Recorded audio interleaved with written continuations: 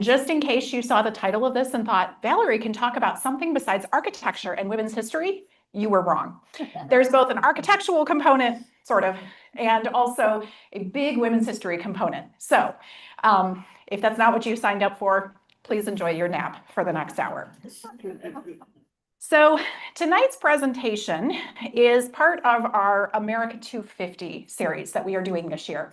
If you're not familiar with America 250, this is the name given to the semi-quincentennial that we are currently celebrating in this country for the 250th birthday of our nation. If you are interested in learning more about our programming, we have a handy little brochure there on the edge of the table that lists all of our topics for this coming year.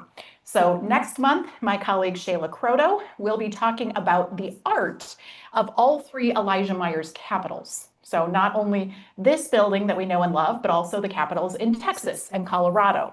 And she'll be looking at different kinds of art, decorative art on the walls, their portrait collections, murals, etc. So with some of these things, we're thinking a little outside of our basic building or our box, if you will, to kind of think about how we fit into the broader American capital landscape. And then, of course, if you missed Brian's program in January, we also have a new exhibit upstairs that is called Designing Democracy.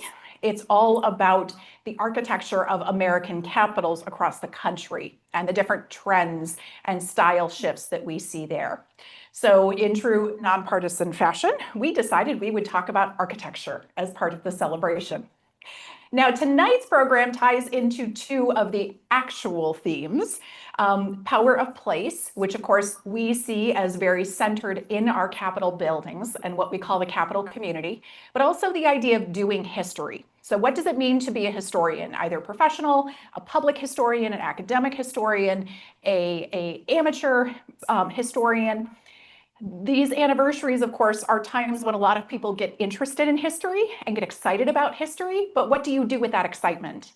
And how do you kind of rope those people in to become more interested overall in history? And a lot of what we're going to talk about tonight is how people have done state history in various forms in our various Capitol buildings. And our story is going to start back into Detroit. So just a quick reminder here, we use our Detroit Capitol from the territorial period up until 1847. That's when we confuse everyone by picking up shop and moving to Lansing Township. We are in our second Capitol, that wooden building in the middle, heaven bless it, that we used for 30 years, which everyone loved because everyone loves a too small workspace that feels like it's going to burn down anytime. And then our current Capitol, which is nearing its own big celebration in a couple years, our current Capitol that opens in 1879. So if we start back in Detroit, in our very first building, or at least in our very first city, in 1828, the same year the Capitol is finished, the same year the Library of Michigan is officially founded, we also have the Michigan Historical Society form. Now, I don't think all of these things are necessarily an accident. I think it kind of shows that Detroit and the government was growing and coming into its own. This Historical Society of Michigan, though, wanted to speak for the state, wanted to collect and interpret state history, but they were an independent organization. Today, we would think of them as a nonprofit, and I will put emphasis on the non piece of that.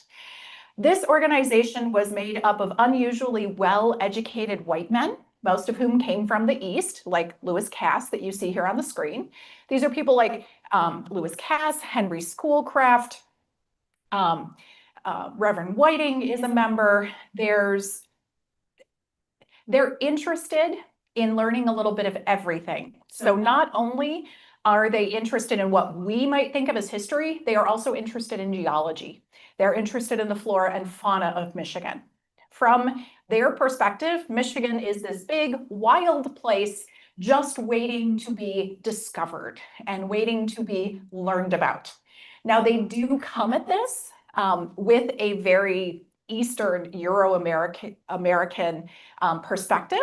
And so part of what they see as their mission early on is understanding not only Michigan's land and the plants and the animals that are here, they also see themselves as at this moment of sort of this hinge moment where Michigan is shifting from being home to Native Americans to being home to white settlers.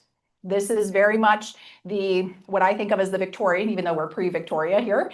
This is very much the white idea that we are going to replace the Native Americans. The Native Americans are a dying people, is how the Victorians would have seen it. And so we want to capture what we can of their knowledge, of their history, of their place names before they pass into the historical annals. Now, when you look at this early society, they do appear in the newspaper. It helps when you have prominent men who are part of your organization. They get attention from the newspapers, and frankly, the newspapers don't have a whole lot to write about most days, so they are happy to talk about just about anything. When we think about the work that they are doing, it is not based in the Capitol building, but they are making use of the Capitol. So many of these men have political positions or ties. Cass, of course, was a territorial governor at this point in time. They are also trying to solicit help from the legislature. Of course, representative government is a great thing when you're trying to do state history, because if you can only get the attention of every single legislator and get them to take your mission home with them, certainly they can get other people in other parts of the state interested. Now, I will say this works better in theory than practice sometimes. Legislators have a lot going on, and not all of them are solely focused on Michigan history, but they see this as a way to sort of reach beyond Detroit City. And they will also be one of many organizations who will get permission to have meetings occasionally in that Capitol. Remember, this is the era when legislative sessions are brief. And even when the legislature is in town in the evenings, the House and Senate chambers are often available for events. So if we were all back in Detroit in the 1820s, we could have been having this meeting potentially in one of the chambers because they were available for groups of that sort. Now, that first iteration does not last terribly long. As George Fuller said, it was well-meaning, but didn't have much gumption.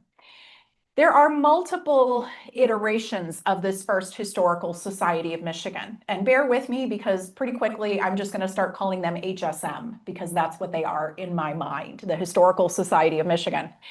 They will try again to sort of reignite in the 1840s and 50s in partnership with the Detroit Young Men's Society. Many of the same men who get HSM going are also part of the Young Men's Society. This likewise is a society made up of unusually well-educated white men who are interested in learning about the world around them. And there is thought at one point in time that the Detroit Young Men's Society is a good partner for them because they have a room that they meet in. So they have space that is consistently available after the Capitol has moved to Lansing, so that's no longer an option. That becomes a school. And also to allow them a place to house some of their collection. Now, when we think about the things they are discussing, again, their view of history is very broad.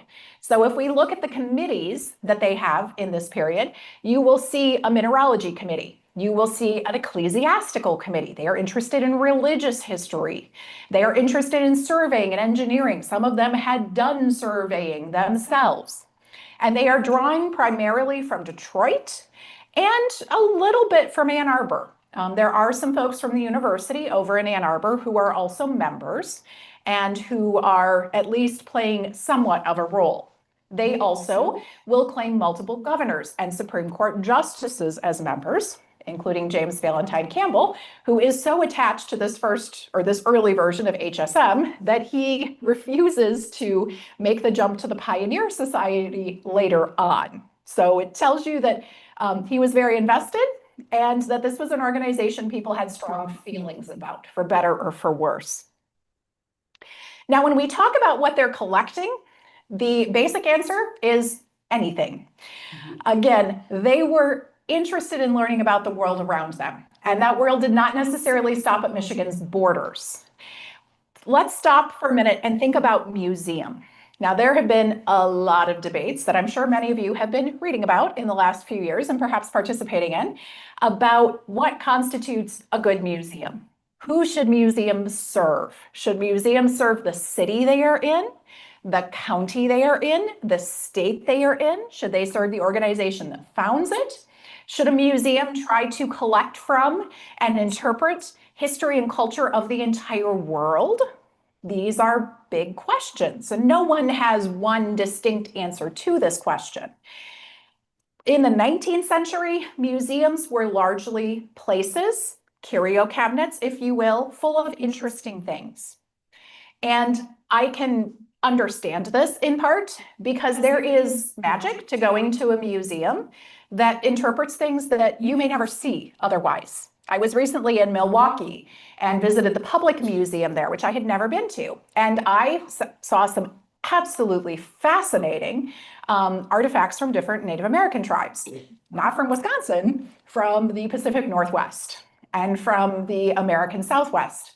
I have never been to the Pacific Northwest or the American Southwest, so that was really eye-opening for me. On the other hand, is there an argument to be made that maybe those artifacts should still be in the Pacific or American Southwest? There's a debate there. That's not the debate we're having tonight. But it helps explain why they were collecting things like Spanish coins and a medal cast in the honor of the Duke of Wellington, follow his Napoleonic victories. They were also, though, interested in Michigan-specific things. So state reports, newspapers, the Western Immigrant, Volume 1, Number 1, the first newspaper said to be published in Washtenaw County, at least said to be at that time. If you know more, please don't spoil my punchline. A cannonball from the War of 1812 that somebody dug up from Woodward Avenue, apparently, and decided to give them.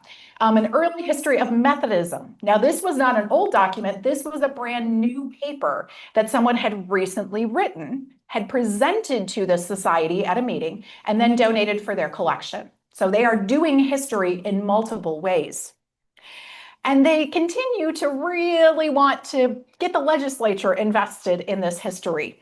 In fact, in 1861, and frankly in other years as well, they will send a petition to the legislature asking for money. They want money for two reasons. First of all, they want to be able to obtain original letters, documents, manuscripts, or correct copies thereof. Copying documents is a really big part of historic preservation in the 19th century. The thought being, if the original burns, you still have duplicates. So they want to be able to send someone to do this work to Canada, specifically to look for documents from Montreal and Quebec. Remember, we share a history with our neighbors to the north. There was also a Michigan British colonial period. There was a French colonial period. And frankly, we're jealous of some of the records that they have up in the Canadian archives. So we want someone to be able to get these. We also want to publish some of the things that we are either collecting and transcribing, or to be able to publish our own work, our own papers. And of course, we would really love it if the legislature would fund all of this. To which the legislature says, we have no doubt of the merits and the usefulness of your society and of this work. So sorry, we don't have enough money to go around. Better luck next time. What does that mean? Well, it means that HSM continues to struggle to get itself on solid footing throughout the 1860s. Now, I think in many people's minds, HSM was linked to Detroit. There was a separate Wayne County Society. Sometimes it was Wayne County, sometimes it was Detroit. They went back and forth with different names through time. But remember, the capital has now moved to Lansing. And there are also now people in Lansing who are thinking about this same idea, including a man named J.E. Tenney. J.E., or Jesse Tenney, as I tend to refer to him, moved to Lansing in 1859 when he got the job of state librarian.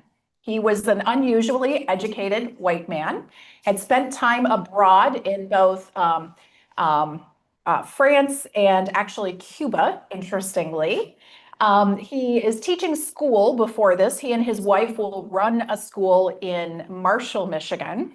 And he had political aspirations. He had his eye on the superintendent of public instruction position. That did not happen, but his consolation prize was the state librarianship. And he said, okay, sure, still a good, consistent paycheck. Let's go to Lansing and see what this is all about. And of course, he becomes sort of a Renaissance man. He's selling real estate. He's serving on city council. He's on the school board. He's doing a lot of different things, giving speeches all over for the Republican Party.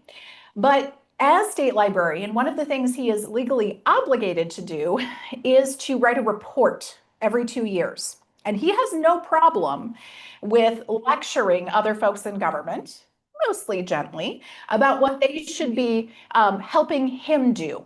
And one of the things he tells the elected officials that they need to give him more space, better storage, because the state library is in a wooden building in this era. They are in the second floor of this structure, which is not a good thing for many reasons, including the fact that a few years later, the floor would start to settle under the library, causing panic in the House chamber below.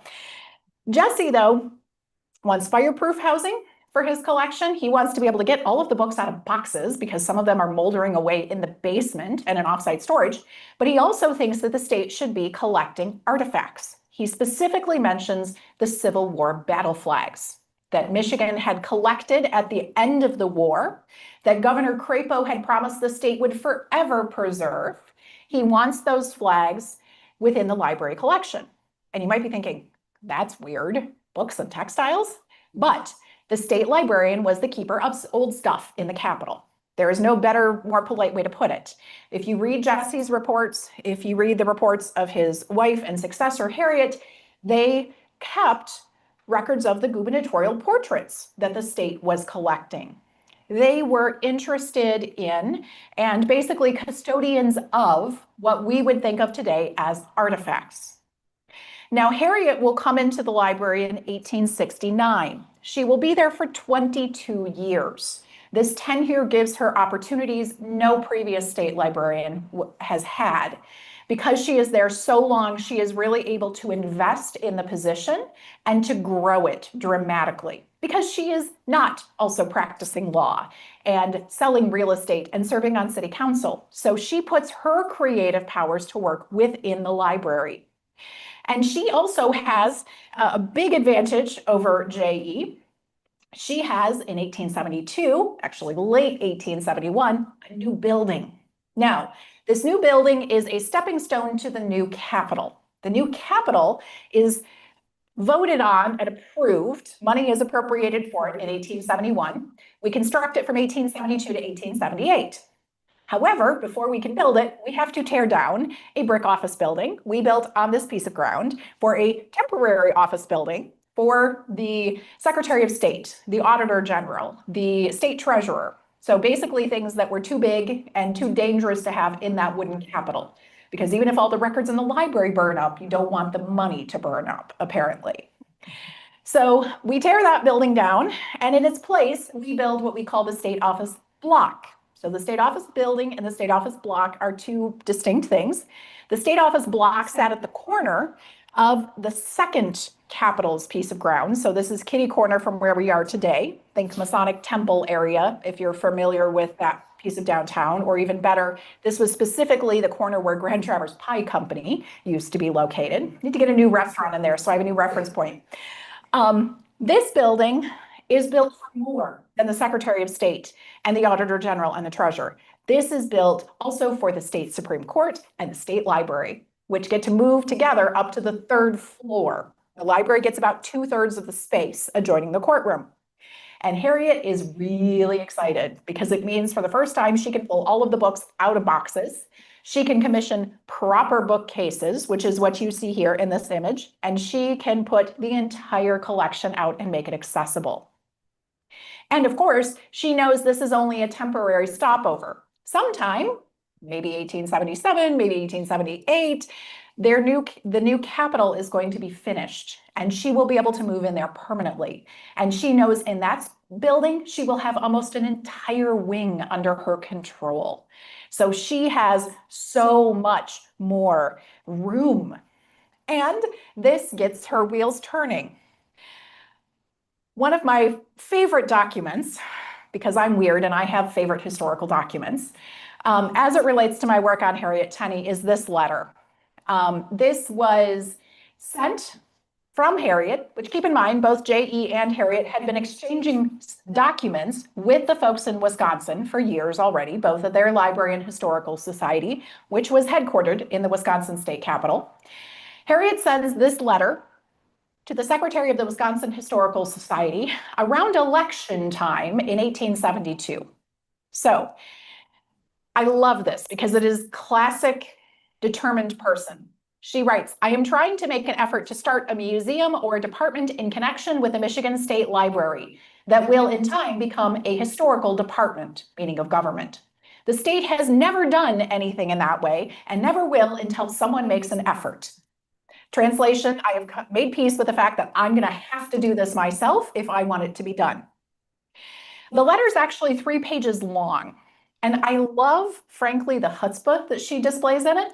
On page 3, she writes, our legislature meets in January, and as I am going to ask for a large appropriation and have no doubt that I shall get it, I would like to do something before then in the way of collecting specimens or relics, as I think that it would interest the membership and they would feel more interest in making an appropriation. She's asking Wisconsin for a loan. She is asking them to borrow some stuff. Now, she has absolutely no grounds upon which to do this. Everybody knows Wisconsin is far ahead of Michigan when it comes to the history game. But in return, she can send them the exact same state documents she's already been sending them, frankly. But she is hoping they will understand that fire and they will want to feed it.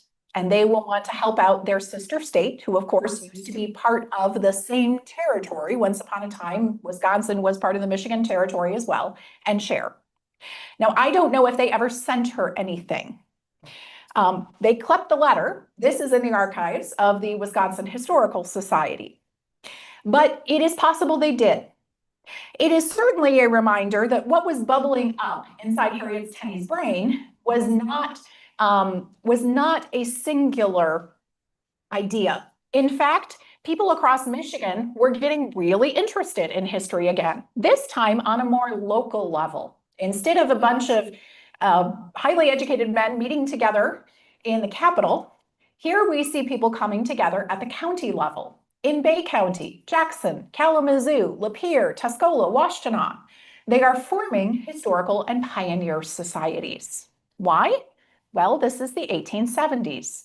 There are 2 things in their mind. First of all, many of these men and women see themselves as Michigan's pioneer generation. Now, pioneer is a complicated word. If we think of pioneers in covered wagons as Laura Ingalls Wilder type, which is how I defined the term as a child, we've got the wrong era. Those are post-Civil War folks. But we have the right idea. These are Americans, white Americans, who are coming in to settle what they see as open land. And they are doing this work in part to help organize states. The US government encourages pioneering because they want people to settle this land and to form territories and then states. The second thing to keep in mind, this is the 1870s, which means we're about to celebrate the American centennial. Michigan is staring at its 50th anniversary in the coming decade. So we are celebrating these men and women who have come to Michigan, who saw the state formed, who are now aging rapidly. But we are also getting to the point where we can now see ourselves as old enough to have a legitimate history, which of course, at like 40-something years old, is a very American thing to do. Michigan was not old enough to have much history by old world standards, certainly.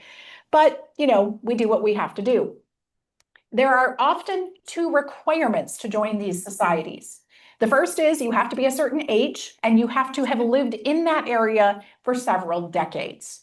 So you have to prove, I was born in 1825 in Washtenaw County or something of that sort.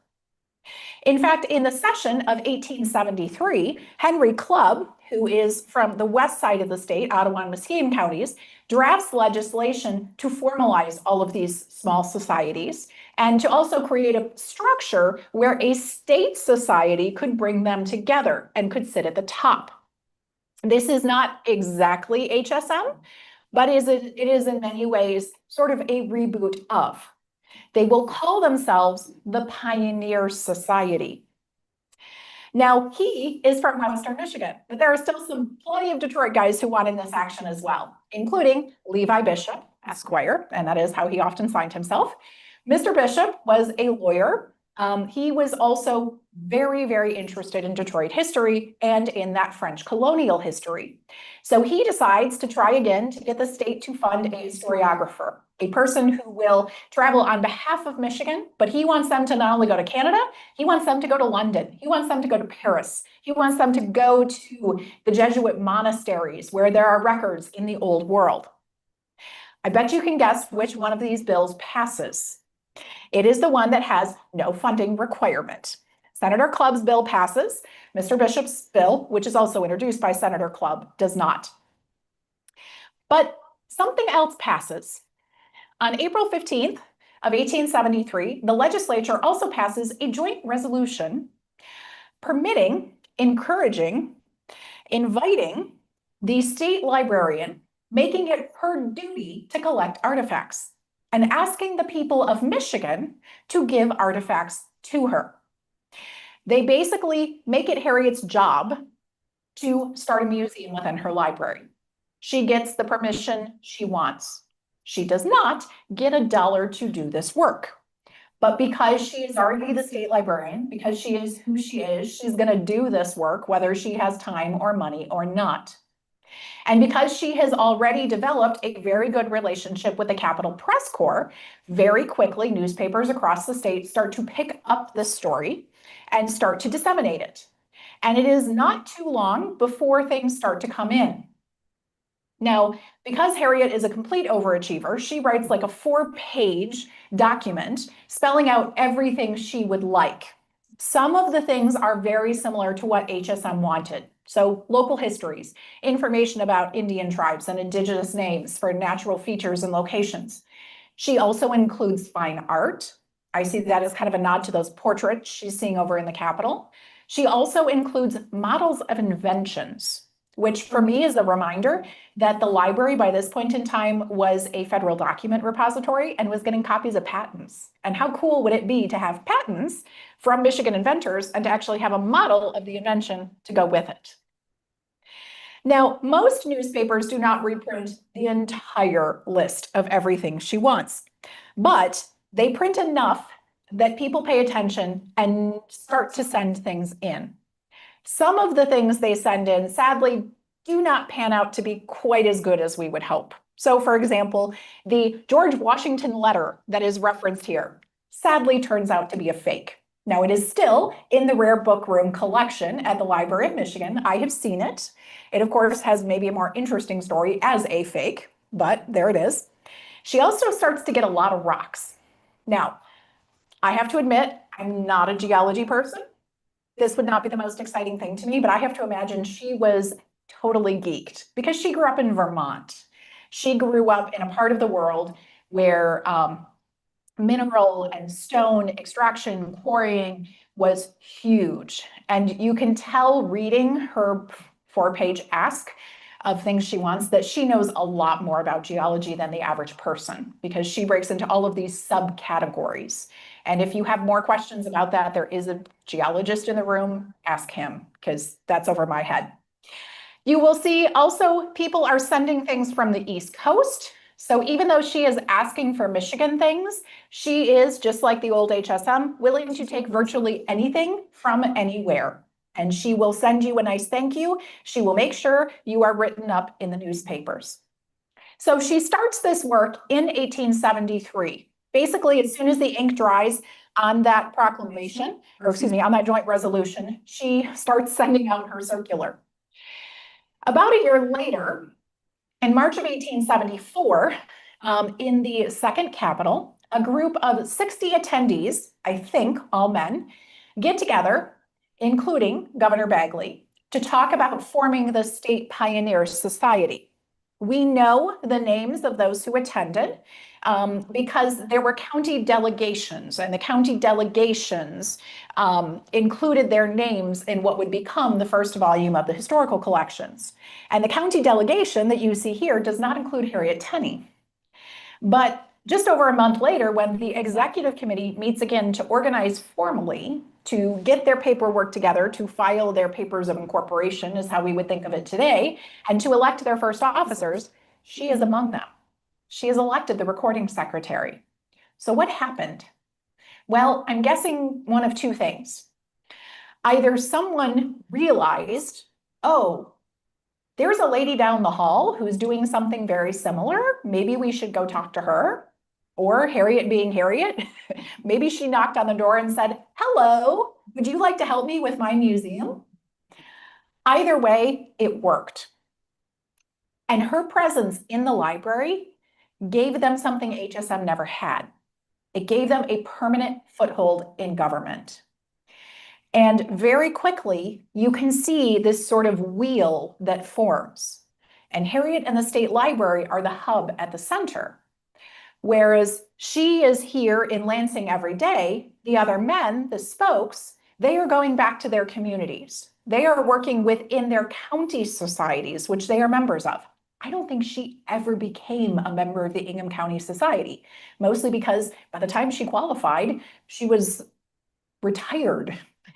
But she becomes the repository. She becomes the face in the Capitol. And that has value. Now, some of the folks she is working with have served in state government. Very much like the old HSM, these are unusually powerful men. Some of them are judges, some have been legislators. Many of them are very well off financially. When they say they're farmers, they mean they have dozens, hundreds of acres they are farming. They sit on the boards of banks. They deal in real estate. They serve as leaders in other state institutions like the State Public School in Coldwater.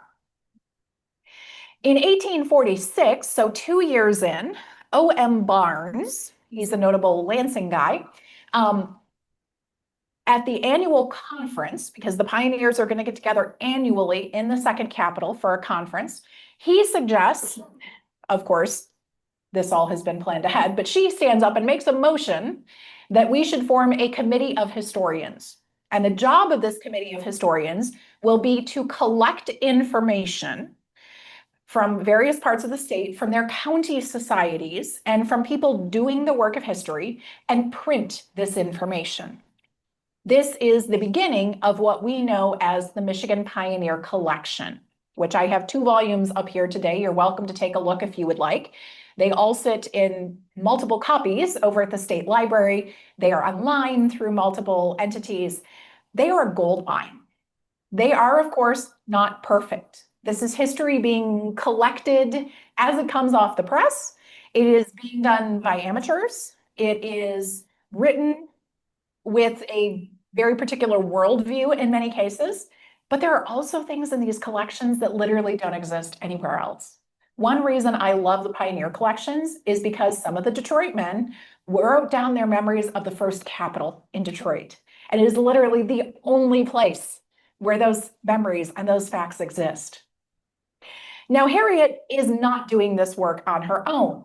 The other person who I would argue sits at very close to the same hub with her, even though he's in Detroit, is John Holmes. John Holmes is another 19th century Renaissance man. He was very interested in horticulture. He was actually one of the primary drivers behind the creation of the Agricultural College and actually served on staff there at one point in time in the 1850s. John Holmes knows everybody in Detroit, so he is able to pull a lot of those former HSM members in, Justice Campbell exempted. And there are piles and piles and piles of correspondence between John and Harriet that survive. Eventually, this correspondence would all become part of what we today know as the Archives of Michigan. If you would like a big rabbit hole to fall down, this is a lovely one. You learn so much from Holmes, and Harriet about their work as they are pulling all of these sources together. And keep in mind, it's not just letters between these two historians. They are communicating with the federal government. They are communicating with people in every corner of Michigan, men that we think of in a very different light. So James Shearer here, he is one of the commissioners that build the third Capitol. Here we can see Ephraim Longyear, who is part of the Lansing community. He will serve as a board member. There are tons of letters, postcards that are going out all over the state because at this point in time, they are a member-supported organization. They need more people to come and pay their $1 a year to become an official pioneer. And because they want to enlist more authors, more artifact donors. They will meet largely in the second Capitol. They will have most of their early conferences in the House chamber. Once in a while, though, something goes wonky with the session calendar and they are forced to move across the street to the Plymouth Congregational Church. Here we can see a layout actually of the House chamber. So don't imagine the desks upstairs, imagine two-person tables. And of course, as they're doing this work, there is a legislative aspect to it because they do want some legislative funding for their publication. So who goes to work lobbying for them? Harriet Tenney. Here's an excerpt from a letter she writes to John Holmes in January of 1877. She says, the House Committee on State Affairs, to whom the pioneer matters have been referred, held a session in my office yesterday afternoon. They're literally having committee meetings in her office. That is not normal. Mr. Billings, the chairman, 2 years ago voted and worked against the appropriations bill. And he said that it would be a good deal for him to back down this session and vote for our society. He asked me a great many questions about the society matter, what we are doing, and what good our work is going to do the state. I explained to them as fully and concisely as I possibly could what we had done, wanted to do, and why the state should assist. I was very glad that I could show him the pile of manuscripts for Volume 1 and read over to him the titles of the papers with names and writers. I also showed him our vouchers and explained to them the auditor's ruling, etc. It's a financial thing. The committee examined the papers and listened to me with a great deal of interest. Mr. Billings was disposed to quiz me some, but finally he said that he did not understand the matter 2 years ago as he should. And as he went out, Mr. Billings said finally Mr. Billings said when he went out, well, Mrs. Tenney, I guess you have converted me. Now, those conferences, all of this work will shift into the third Capitol when the third Capitol opens. The pioneers are one of the first groups to have a big conference upstairs in the House chamber. And they are so pleased that they all put on their overcoats and troop outside and have this photograph taken. It is amazing to me how crisp the stonework is in that image. That was like 2 months after the building opened. And of course, you can see a mix of men and women. The pioneers will always be open to women. There are multiple statements put out by the board, noting that women are encouraged to join. Thank you, Harriet. But if you look at the dead center, you will see this very rotund man with a bow tie on, bare head, that's John Holmes. And next to him with a hat at least a foot high is Harriet Tenney. Now, I don't want to give you the impression that these two people were doing everything. They were not. They very quickly grew this beyond their capabilities. One of the other Capitol community fixtures who gets pulled into this is George Green. George is a clerk in the Auditor General's office. He starts to do work on the side for the pioneers. Early on, he is doing this all as a volunteer. Nobody is earning a dollar for what they're doing. He will eventually get a little bit of money for compilation work for his daughter, Jenny. So Jenny is helping proof the manuscripts of the articles that will go into the pioneer collections. George is kind of an elusive figure in history. He was very involved in the Masons. He was a longtime civil servant. He actually worked at the old Reform School before coming to the Capitol. But I think he had to be a pretty unusual Victorian man in that he has no problem taking orders from the lady librarian. In fact, he basically acts as her Pioneer Society secretary. And I swear they had to be talking every day because there are so many letters that are written to one of them that also says, oh, and while you're at it, could you ask the other one something? So you very quickly see them building up this partnership. Now, over the years, there will be different leaders. In the 1880s, Michael Shoemaker, who's a legislator from Jackson, very, very wealthy, will get involved. He will become the president of the Pioneers. He will serve as the president of the Committee of Historians. He will make a motion at a meeting to change the name of the organization. Because one of the unfortunate things about this group is, as predicted, those pioneers are dying out. Historical societies in general do not necessarily have members that last for decades. Many people only become interested in history once they are retired, and not everyone is able to do that work long term. Besides, Michael is interested in stories that predate that self-identified pioneer generation. He, like Levi Bishop, is interested in Canada. So he has the money. He actually packs his son BW off and, I believe, funds a trip to Ottawa. And in Ottawa, BW starts to make friends with archivists, and he hires a father-daughter team, the Roses, to transcribe by hand colonial era documents in both English and French. The Roses earn extra when they translate the French for the folks back in Michigan. This will begin a partnership between the archives that will last for years. And as a result, some of the later volumes of the Pioneer collection are full of colonial era material. And by this point in time, the pioneers are talking to folks not only throughout Michigan, but throughout the country and beyond. You can see in their correspondence exchanges with other states, with major universities, with the Toronto Public Library. In fact, if you are weird like I am and hunt for the Pioneer Society collection in other library catalogs, because you want to know where they survive, you will discover that the British Library still actually has all 40 volumes as part of their collection today. Now, there are awkward moments. Michael Shoemaker gets this great idea that the Committee of Historians should send out this questionnaire where people provide basic names and dates for when and how their county was settled, or their town in some cases. Some of the replies are frankly pretty snarky. Why are you asking for this information? I wrote an article about this and submitted it for your anthology 5 years ago. Why are you asking me this question? You have a copy of the Wayne County history sitting on your shelves.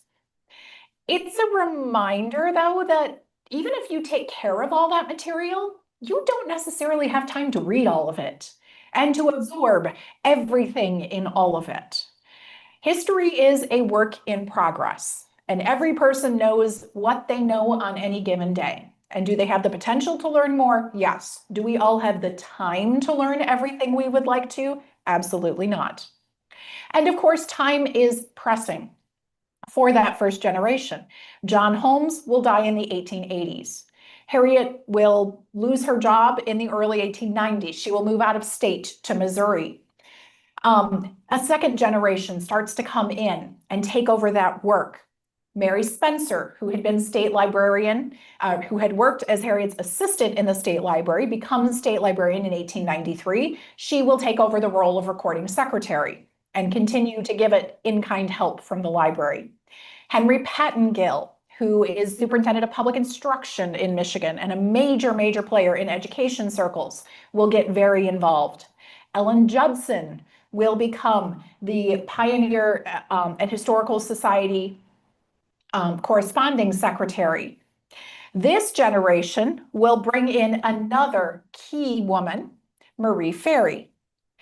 Marie Ferry is often said to be the first curator of the Pioneer Museum. That's half true.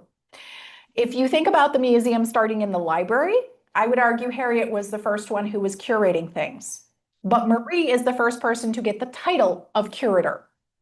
Now, she will come in as a government employee.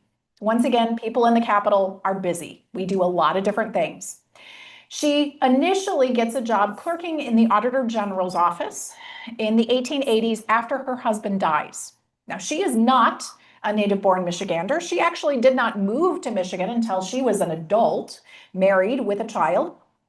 She and her husband move here, and they co-own a furniture and undertaking business, which if you know your 19th century history, you know those things go together. One needs wood furniture above or underground, I guess is the basic way to put it. When her husband dies, she does not want to stay in the business, so she sells out his half. She gets a job for the state. She works as a clerk, and then she slowly starts to get pulled into the Pioneers by Ellen Judson. And this very quickly becomes her thing.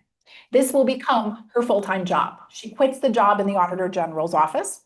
She becomes the full-time overseer of the museum, which is now up on the 4th floor of the Capitol. Once the new Capitol opens in 1879, that museum comes out of the library and gets its own space. And she will take people on tours through the museum because then as now people like to come into the Capitol and see old stuff. She will also take her show on the road. She develops ties all across Michigan. She does not sit in the Capitol waiting for people to come to her. She takes Michigan history to them. And she collects things that are pretty ordinary along with the extraordinary. So she is part of the effort to mark Sojourner Truth's grave. She also collects items from Sojourner Truth for her collection. Okay, those rank as spectacular, maybe a little more spectacular to us than 19th century Michiganders, but still. On the other end, she is given for her museum what is claimed to be the last beer bottle legally opened before Prohibition becomes the law in Michigan. And she takes it and says, thank you very much, and puts it on a shelf with a little tag interpreting it and explaining what it is. She continues collecting bottles. So at one point in time, there is a model on display in the Pioneer Museum of a telephone invented by a Lansing man. And in some instances, she collects entire collections. Mrs. Byron Stark donates a large collection of curios and objects that are significant in size, could have been their own museum itself. She brings that in. And that is, of course, said to be in some ways the mark of a successful museum, is you collect not just one-offs, but you collect entire collections. She also utilizes ties with other organizations. So she is an early member of the DAR, and she will give talks to DAR groups across the state. She will travel and give talks to school children across Michigan. There's a story Maria Quinlan Lively tells in an article she wrote about her, published in Michigan History Magazine, about how she was giving a talk someplace way up north, and the train that she took got in at 4 a.m. So she went to the local hotel, didn't have a room booked, but just laid out on the couch, took a nap until it was time to get up, and then she trotted down the street and went to school to give her talk. She put on a huge number of miles because she believed that everyone in every corner of the state needed to know about Michigan's history.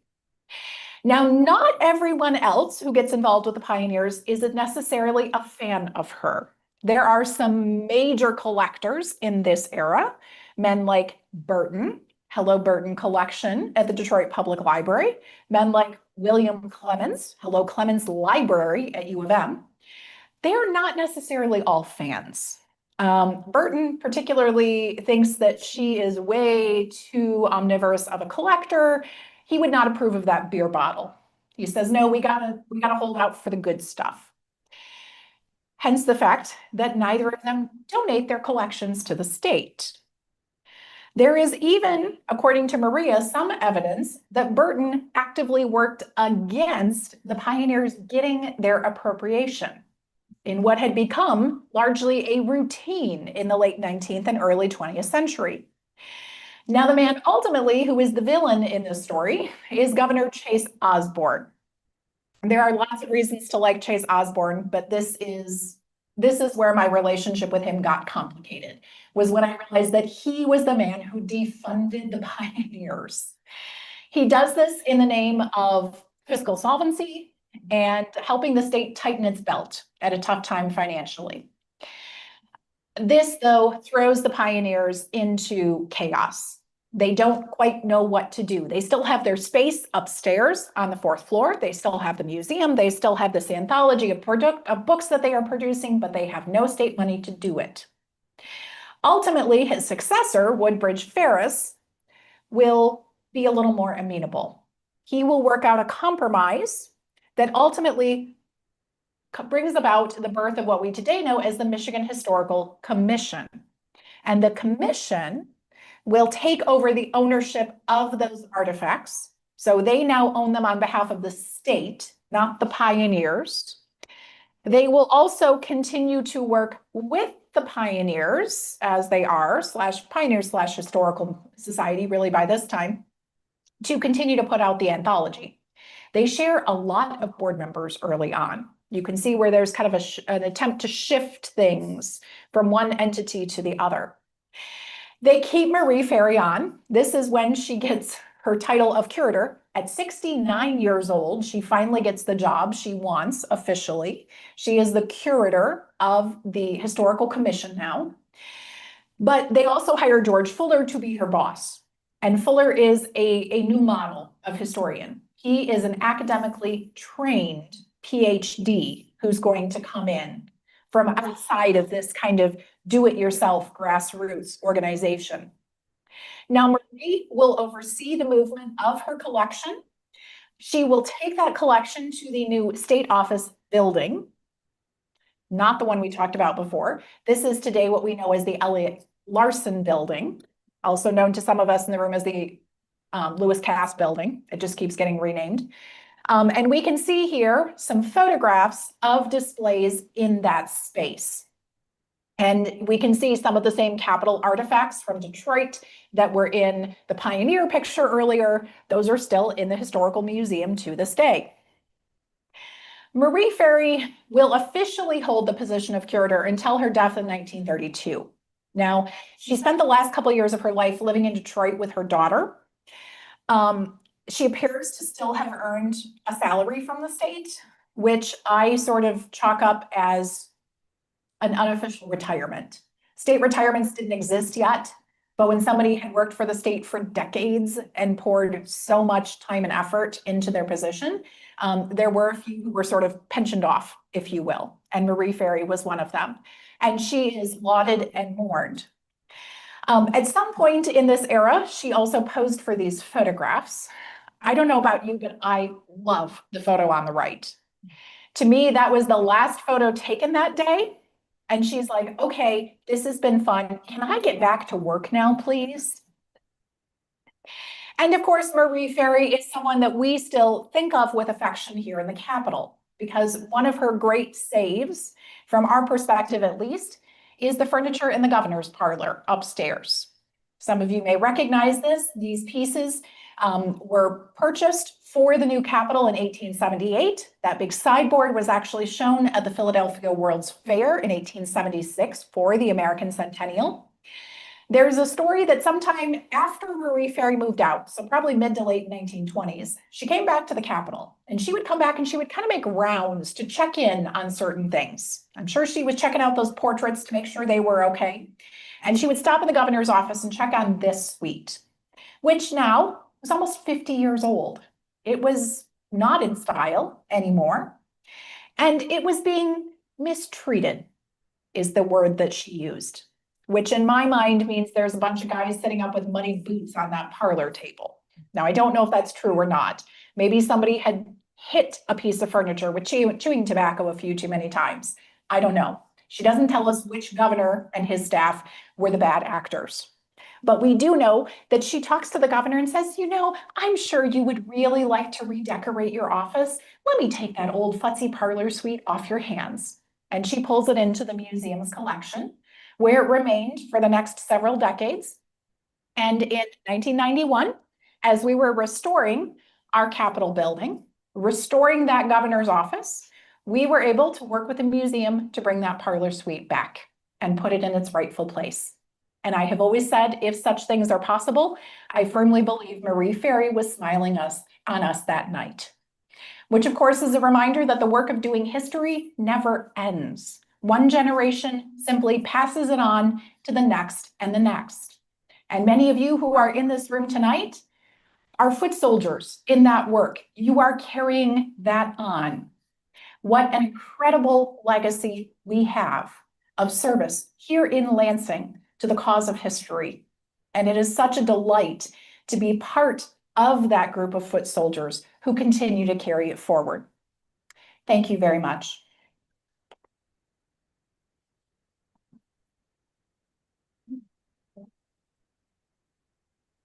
Are there any questions? Yes, Michael. Yeah, Valerie, I'm really impressed with the amount of original documents you have, which I would have kind of assumed they went up in smoke at the fire. They somehow survived. It's amazing. So Michael's comment, for those of you who are watching online, is he's amazed at the number of original documents that they survived the State Office Building fire in 1951. It is, from my perspective, miraculous. But there are 10, 12, there's at least a dozen boxes of Pioneer Society correspondence. And I didn't even really get into the Historical Commission records, which are a much larger record group. I don't know if you could comment on their size. The Historical Commission records, Yeah, that's a big collection. Yeah, I Yeah. would say the Pioneer Historical, Dana Wisdom has some insight as to how that kind of stuff survived. I know it was the governor's stuff. I think she said it was in the state office, librarian's office or something. Oh, Some of the interesting. better stuff was a little out of the way of the fire. Okay, some of the better The stuff fire was a concern even before out of the way of the fire. Yeah, So some of the more important stuff they did kind of. yes. Yes, there are also ledgers where they recorded member names and they recorded dues payments and so on. So there's quite a bit of material. Other questions? Anything? Go ahead. Okay, early on, I forget which collector was looking or had gotten Wildcat Bank currency. Yes. Is any of that left? Do people know what a Wildcat Bank was? Yes. Okay, Yes. the banks in like the 1820s and 30s, they didn't have big cash reserves, but they issued their own currency. And how are people gonna make sure that the currency is worth anything? And they go, well, you can go to our main branch and, redeem your currency for real money. Well, they put these real branches where the wildcats live. Inconvenient and nasty places. So that's what's considered wildcat currency. Yes. And it is kind of one of those, it sounds fun, but it's from a really dark period in Michigan history when we went completely broke. So there's a dark side to wildcat currency as well. I don't know. I'm assuming if it survives, certainly it would be in the archives or the museum, but I don't know what has made it through to the modern era. Anything else? Yes, Adam. So you mentioned more earlier on that there was that push or at least a discussion for doing sort of a transcription project Yes. of places out of Michigan. Yes. How much actually did result out of that, and is that something that out of any of the research for this where you encountered anything of note? So the question was the transcribed documents. What did I find as I was looking in the boxes, and what was the volume of it? So it would constitute probably at least 8 volumes out of the 40-volume anthology. There may be 10 or more, I forget. Some of that goes into the post-Harriet period, which I know less about. It is very piecemeal. The bad thing about Michael sending BW was not a historian. He was very like, oh, I'll take 1 of these and 2 of these and 6 of that. So I don't know how systematically he collected. Now, admittedly, I don't know that much about the colonial period, nor am I interested in it. So I've never spent a lot of time in those papers. I will tell you, though, there were people in other Midwestern states who were super excited that Michigan was publishing this. People in Chicago, people in Missouri, because of course they were all French and British at one point too. And so there was a lot of excitement in the history community, and they thought Michigan was doing an awesome thing. I'm sure though it is only a tiny fraction of what exists in Ottawa. I also know in this period, so like 1880s, 1890s, Ottawa was continuing to send people to the old world to keep transcribing. So there were some things that basically as soon as the boat and the paper arrived from Paris, they were then transcribing another copy to go to Michigan. So some of it was very contemporaneous with what the Canadian government was doing. I will tell you, when I randomly called up the people in Ottawa a couple of years ago and asked them about this, they were really intrigued to learn that this had happened. It had kind of slipped consciousness of their current library staff, but they thought it was really fascinating that people in Michigan cared about this. Michael? Piggyback on that, the Library of Congress often sent both transcribers to European locations and also purchasing agents. And one librarian of Congress spent his vacations in Europe trying to get things for the library. Michael just noted that the Library of Congress sent folks to Europe to purchase and to transcribe, and some people even did it on their vacations on behalf of the library, which does not surprise most of you in this room because you're those kind of people too. We have a question online. Okay. Was the Lansing Women's Club at all inspired by those pioneer groups, the earlier groups came about? So it's definitely part of the same movement. The Lansing Women's Club is a educational club that women form in Lansing in 1874. Harriet Tubman's the first president because she needed another project. It is part of the same let's educate ourselves movement. So in this case, it was women who had been denied access to college who wanted to improve their learning. There are definitely members of both the Lansing Women's Club and the Pioneer Society beyond Harriet. There are husbands who belong to the pioneers of some of the Women's Club members. But you can see how the women's clubs are also very tied to the library at this stage.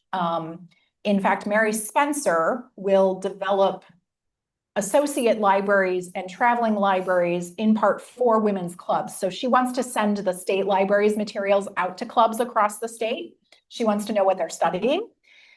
Marie Ferry was also a member of the Women's Club. And so she was involved with the state federation at one point in time. And so as she would go around the state and give talks, they were one of her primary audiences, in addition to the DAR. So there's some overlap in the membership, but they are very much birds of a feather. Anything else? Yes, Michael. Sorry. No, you're good. This is great. So actually, I'm just going to hand you the mic and a little bit of background here. Michael worked on the Pioneer collections when he was on staff at MSU and actually wrote a really, really good guide to the Pioneer collections that's online. Okay, Now I've if you embarrassed wanna- you. Thank you. If you want to find the collections online, go to the MSU Libraries homepage, lib.msu.edu. Do a search for books and just do Michigan Pioneer and Historical Collections. You'll get kind of a cover page and then there'll be a link to it.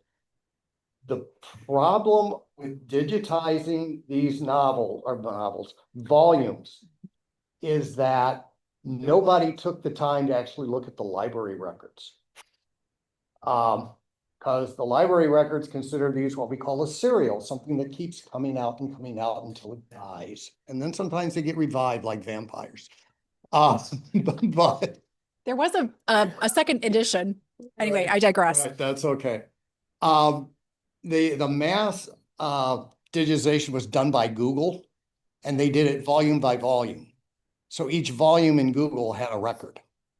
And pulling all of these together was a royal pain. When a professor asked me, I want you to cover this, I go, shouldn't be a problem. You know, these have been digitized. Oh my God, it took forever, but it's well worth it. You don't have to travel. And as I mentioned to Valerie in an email, this stuff is on acid-rich paper. Yeah. And the worst thing I've always fought in doing research is getting a book and having it disintegrate in my hands.